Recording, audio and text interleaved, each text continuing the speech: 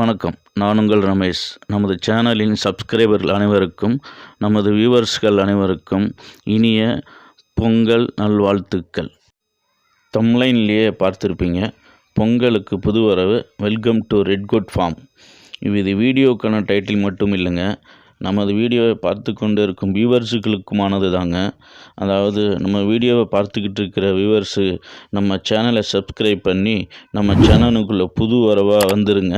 அதுவே நமக்கான பொங்கல் பரிசாக எடுத்துக்கிறாங்க.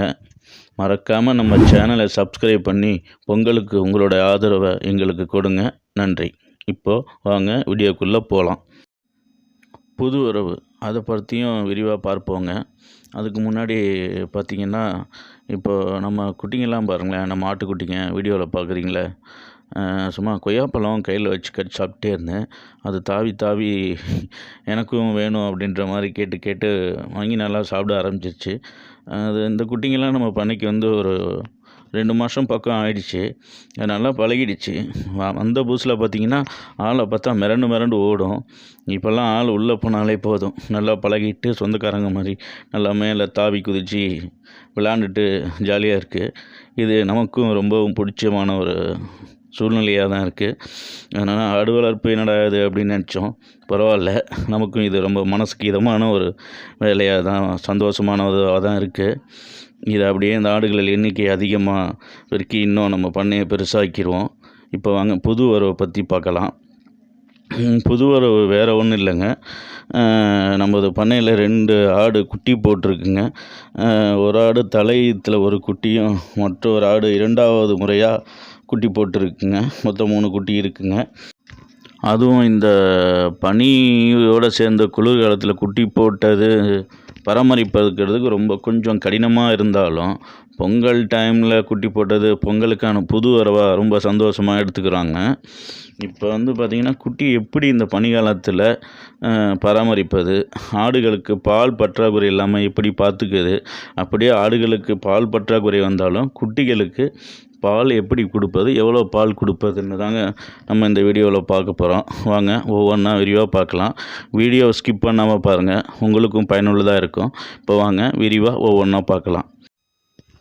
முதலாவதாக வந்து ஆட்டின் பால் உற்பத்தி அதிகரிப்பது எப்படி என்பதை பற்றி தாங்க பார்க்க போகிறோம். பொதுவாக நம்ம நாட்டு ஆடுகள் வந்து தலையிட்டு குட்டி போடும்போது பால் குறைவாகத்தாங்க இருக்கும். அதுவும் ஒரு குட்டி தான் போடும். சில சமயம் அந்த ஒரு குட்டிக்கே பால் பற்றாக்குறை ஆகிடும். அப்படி பால் பற்றாக்குறையை தவிர்க்கிறதுக்கு, பால் உற்பத்தி அதிகப்படுத்துவதற்கு முதலாவதாக ஆட்டுக்கு வந்து பார்த்திங்கன்னா பயிர் வகைகள், அதாவது தட்டைப்பயிறு, பாசிப்பயிறு, உளுந்தம்பயிறு போன்ற பயிர்களை உடைச்சி அரைச்சியும் கொடுக்கலாங்க.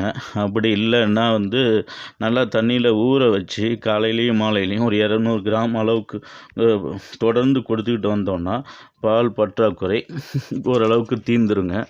அதோடு சேர்த்து பார்த்திங்கன்னா, அடுத்து வந்து தாது உப்பு கலவை, இது வந்து ஆவி நிறுவனம் உற்பத்தி செய்து விற்பனை பண்ணுறாங்க. அதை வாங்கி கொடுக்கலாம். அப்படி இல்லைன்னா தாது உப்பு கட்டி, இது வந்து மார்க்கெட்டில் விற்குங்க. இதை வாங்கி ஆடு இருக்கிற நம்ம பண்ணையில் தொங்க விட்டோன்னா அதுவே தனக்கு தேவையான சத்துக்கு நக்கிக்குங்க. அப்படி செய்யும்போது பால் கொஞ்சம் பற்றாக்குறை குறையுங்க. இந்த தாது உப்பு கட்டி வந்து குட்டி போட்ட ஆட்டுக்கு மட்டும் இல்லைங்க, எல்லா ஆட்டுகளுக்குமே கொடுக்கலாம். பொதுவாக பண்ணையில் வந்து நம்ம ஒரு 5-6 இடத்துல கட்டி தொங்க விட்டோம்னா அந்த சத்து குறைபாடு உள்ள ஆடுகள்லாம் வந்து இந்த தாது உப்பு கட்டியை தானாக வந்து நக்கிக்குங்க. அது ஆட்டுக்கும் பயனுள்ளதாக இருக்கும். அடுத்து வந்து பார்த்திங்கன்னா, பால் பெருக்கி கீரையும் கொடுக்கலாம். இப்படி நிறைய சொல்லிக்கிட்டே போகலாம். எல்லாத்தையும் நம்ம செஞ்சுக்கிட்டு இருக்க முடியாது. மேலே சொன்ன 2 மட்டும் கடைபிடிச்சிங்கன்னா போதும், குட்டிகளுக்கு தேவையான பால் கிடைக்கும். அடுத்து இதை செய்தும் பால் போதலையா, அப்போ மாற்று வழி வந்து மாட்டுப்பால் கொடுப்பது தான். இது எல்லோரும் கடைபிடிக்கிற முறை தான் மாட்டுப்பால் கொடுக்கறது. ஆனாலும் அதை கவனமாக செய்யணும். ஏன்னா மாட்டுப்பாலோட செரிமான தன்மை வேறு, பாலில் சத்துக்களின் தன்மையும் வேறு. அப்படி இருக்கும்போது சரியான முறையை கையாளலைன்னா குட்டி இறக்கக்கூட நேரிடும். அதனால் பசும்பால் கொடுக்கும்போது பசும்பாலோட தண்ணியை சேர்த்து தான் கலந்து தான் கொடுக்கணும். போக போக வேணால் தண்ணி கலந்து கொடுக்குற அளவை குறைச்சிக்கலாம். கொஞ்சமாக குறைச்சி கொடுக்கலாம். இப்படி தொடர்ந்து ஒரு 45 நாள் வரைக்கும் பால் கொடுக்கலாம். பால் கொடுக்கறத உடனே நிறுத்தாமல் ஒரு வேளை பாலும் இன்னொரு வேளை புண்ணாக்கு தண்ணியும் கொடுக்கலாம். கடைசியாக பாலை நிறுத்திட்டு 2 வேளையும் புண்ணாக்கு தண்ணியை மட்டும் கொடுக்கலாம். புண்ணாக்கு தண்ணியை ஒரு 3 மாதம் வரைக்கும் கொடுக்கலாம். இந்த இடைப்பட்ட காலத்தில் குட்டிக்கு அடர் தீவனம் கொடுத்து பழக்கிட வேண்டும். முதல்ல கோதுமை மாவு, அப்படி இல்லைன்னா இந்த பாலார் பள்ளிக்கூடத்தில் கிடைக்கும் சத்து மாவு, அதை வாங்கி கொஞ்சம் கொஞ்சமாக கொடுத்து அடர் தீவனத்துக்கு குட்டியை பழக்கலாம். இந்த சத்து மாவு, இந்த பாலார் பள்ளிக்கூடத்துக்கு கிடைக்கிற சத்து மாவு அவ்வளவு எளிதாக கொடுக்க மாட்டாங்க. தெரிஞ்சவங்க இருந்தால் வாங்கி கொடுங்க. அப்படி இல்லைன்னா கோதுமை மாவையே வாங்கி வச்சுக்கிட்டு 3 மாதம் வரைக்கும் கொடுத்து பழக்குங்க. கொஞ்சம் கொஞ்சமாக கொடுத்து பழக்குங்க. அதுக்கு பிறகு 3 மாதத்துக்கு மேலே குட்டி இரை எடுக்க ஆரம்பிச்சிடும், அதாவது தீனி திங்க ஆரம்பிச்சிடும். அதுக்கப்புறம் பிரச்சனைகள் இருக்க வாய்ப்பு இருக்காது. குட்டிகளும் நல்லா பசுந்தீவனம் சாப்பிட்டுட்டு நல்லா ஆரோக்கியமாக வளர ஆரம்பிச்சிடும். அதுக்கப்புறம் நம்ம பசுந்தீவனத்தை சரியான முறையில் பசுந்தீவனம், அடர் தீவனம், உலர் தீவனம் இப்படிலாம் கொடுத்து குட்டிகளை நல்ல முறையில் வளர்த்தோம்னா கூடிய விரைவில் நல்ல வெயிட் கெயின் ஏறி நல்ல லாபத்துக்கு குட்டிகளை விற்கலாம்.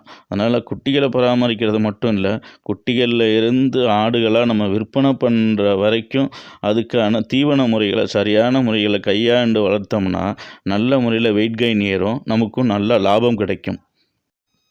வீடியோவை முழுசாக பார்த்த அனைவருக்கும் நன்றி. இப்போ நம்ம வீடியோவில் தெரியல ரவுண்ட் பட்டனில் தெரியல நம்ம சேனல் லோகோவை அழுத்தி நம்ம சேனலை சப்ஸ்கிரைப் பண்ணுங்கள். அப்படியே பக்கத்தில் இது ரிலேட்டட் வீடியோவை அழுத்தி நம்மளுடைய அடுத்த வீடியோவும் பாருங்கள், உங்களுக்கு பயனுள்ளதாக இருக்கும். நன்றி. நான் உங்கள் ரமேஷ்.